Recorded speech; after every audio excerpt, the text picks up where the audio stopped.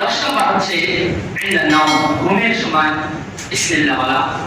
আমরা ঘুমের সময় পড়ি বিসমিল্লাহ আল্লাহুম্মা বিসমিকা আমুতু ওয়া আহইয়া।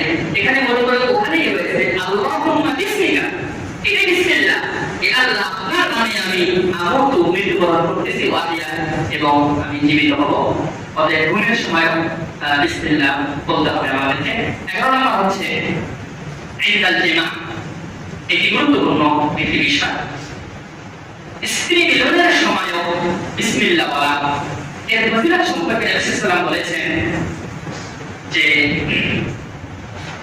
ইন্না আহাদাকুম ইযা আতা আহলাহু, তোমাদের কোন ব্যক্তি যখন তার স্ত্রীর সাথে মিলিত হয় এবং সে বলে বিসমিল্লাহি আল্লাহুম্মা জান্নিবনা আশ-শাইতানা ওয়া জান্নিবিশ শাইতানা মা রাযাকতানা, এই দোয়া পরে যদি সে তার স্ত্রীর সাথে মিলিত হয় ওয়াকুদ্দিরা বাইনাহুমা ওয়ালাদুন, আর ওই মিলনে, যেই মিলনে তারা এই দোয়া করেছে বিসমিল্লাহ বলে, ওই মিলনে যদি তাদের আল্লাহ সন্তান দিয়ে থাকেন দিবে লাম ইয়াদুরহু শাইতানুন আবাদা, এই সন্তানকে শয়তান কোনো ক্ষতি করতে পারবে না। সুবহানাল্লাহ।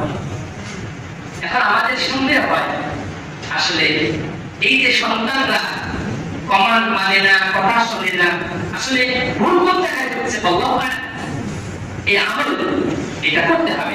নবী সাল্লাল্লাহু আলাইহি ওয়াসাল্লামের এটা হাদিস। অনুরূপভাবে বারাল্লাহ